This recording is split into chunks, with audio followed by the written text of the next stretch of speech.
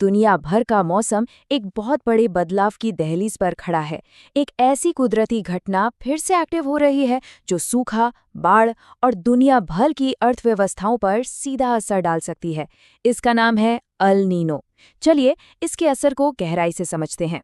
और हाँ, ये कोई दूर के भविष्य की बात नहीं हो रही है। देखिए, अमेरिका की जो मौसम एजेंसी है NOAA, उनका ताज़ा फोरकास्ट साफ साफ कह रहा है कि प्रशांत महासागर में बदलाव शुरू हो चुके हैं और बहुत जल्द एक नया अल नीनो दस्तक दे सकता है। तो जब साइंटिस्ट ये कहते हैं कि अल नीनो आ रहा है तो इसका असल में मतलब क्या है? हमारे लिए इसके क्या मायने हैं? हमें किस चीज़ के लिए तैयार रहना चाहिए? यही सवाल इस पूरे विश्लेषण का सेंटर पॉइंट है। चलिए सबसे पहले इसके पीछे की साइंस को थोड़ा आसान बनाते हैं। अल नीनो को समझने का एक सबसे बढ़िया तरीका है प्रशांत महासागर को एक बहुत बड़े झूले की तरह सोचना, जो हर कुछ सालों में एक तरफ से दूसरी तरफ झुकता रहता है। साइंटिस्ट अपनी भाषा में इसे कहते हैं अल नीनो सदर्न ऑसिलेशन, या शॉर्ट में INSO। अब सीधे साधे शब्दों में इसका मतलब ये है कि ये प्रशांत महासागर के एक बहुत बड़े हिस्से के गर्म होने का एक साइकिल है जो हर कुछ सालों में होता है। लेकिन ये सिर्फ पानी का गर्म होना नहीं है, नहीं, ये पूरे प्लैनेट के लिए एक बहुत बड़ी घटना है।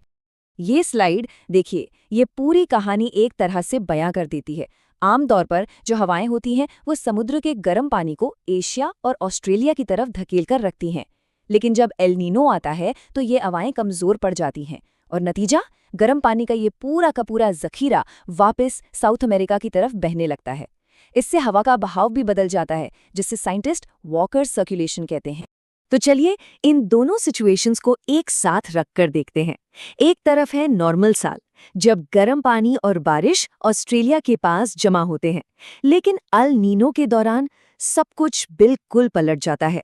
गर्म पानी और बारिश का सेंटर प्रशांत महासागर के दूसरी तरफ शिफ्ट हो जाता है। ये कोई छोटा मोटा बदलाव नहीं है। तो सवाल ये है कि जब ये विशाल क्लाइमेट का झूला एक तरफ झुकता है तो असल दुनिया में होता क्या है? इसका असर कहाँ-कहाँ और कैसे महसूस होता है? चलिए सबसे पहले उस जगह चलते हैं जहां इसका असर सबसे पहले देखा गया था। साउथ अमेरिका के तट पर, एक ऐसी जगह जहां एक पूरी की पूरी इंडस्ट्री इसकी वजह से लगभग तबाह हो गई। ये कहानी शुरू होती है पेरू और इक्वाडोर के मछुआरों से। उन्होंने सदियों पहले एक चीज नोटिस की थी कि हर कुछ साल में समुद्र का पानी अजीब तरह से गर्म हो जाता था और जब भी ऐसा होता था मछलियां गायब हो जाती थीं। और पता है उन्होंने इसे नाम क्या दिया? El Nino. स्पेनिश में इसका मतलब होता है बालक ईसा। ये नाम इसलिए क्योंकि ये अजीब सी गर्माहट अक्सर क्रिसमस के आसपास ही दिखाई देती थी। ये एक छोटा सा फैक्ट लग सकता है, पर यह हमें बताता है कि ये घटना इंसानी इतिहास से कितनी पुरानी और कितनी गहराई से जुड़ी हुई है। जरा इस चार्ट पर नजर डालिए। ये 1982-83 का जो जबरदस्त अल नीनो आया था उसका असर दिखाता है। साल 1981 में इक्वाडोर ने 6 लाख मीट्रिक टन से भी ज्यादा थ्रेड हेरिंग मछली पकड़ी थी और जनवरी 1983 आते आते ये आंकड़ा लगभग 0 पर आ गया था। मछलियां या तो मर गईं या फिर ठंडे पानी की तलाश में कहीं और चली गईं। सोचिए, एक पूरी की पूरी इकॉनमी समझिए रातों रात बैठ गई। लेकिन रुकिए, अल नीनो की कहानी का ये सिर्फ एक पहलू है। जिस वक्त प्रशांत महासागर का एक हिस्सा गर्म पानी में डूब रहा था, ठीक उसी वक्त दूसरा हिस्सा कुछ बिल्कुल उल्टा महसूस कर रहा था। चलिए आप प्रशांत के उस पार चलते हैं, ऑस्ट्रेलिया। यहाँ पर अल नीनो का मतलब बाढ़ नहीं, बिल्कुल उल्टा है, सूखा। वो बारिश जो आमतौर पर यहाँ होनी चाहिए थी, वो अब महासागर के दूसरी तरफ हो रही है। अल नीनो के टाइम पर ऑस्ट्रेलिया को कई तरह के खतरों का सामना करना पड़ता है। बारिश कम हो जाती है, तापमान बढ़ जाता है और इन दोनों का सीधा नतीजा क्या होता है? सूखे का खतरा और जंगलों में लगने वाली विनाशकारी आग। बात यही खत्म नहीं होती। समुद्र के नीचे भी गर्म पानी ग्रेट बैरियर रीफ के मूंगों को ब्लीच करके मार देता है। और यहीं पे कहानी और भी दिलचस्प हो जाती है। हर अल नीनो एक जैसा नहीं होता।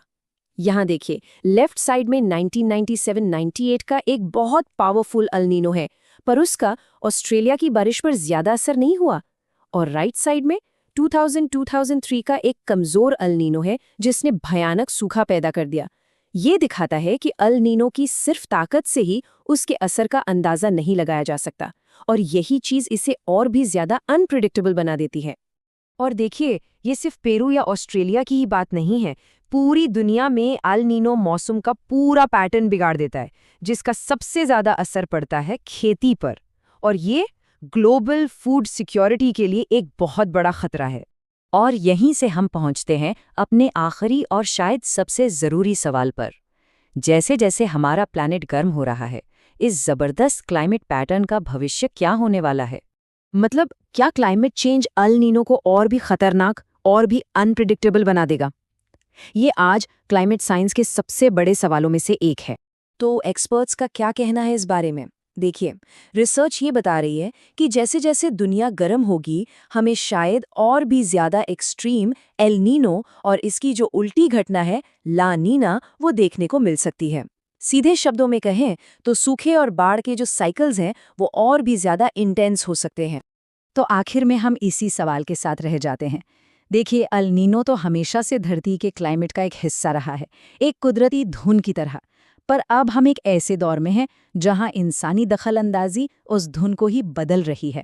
तो सवाल ये है कि क्या हम एक ऐसे संगीत को बदल रहे हैं जिसे हम आज भी पूरी तरह से समझ नहीं पाए हैं?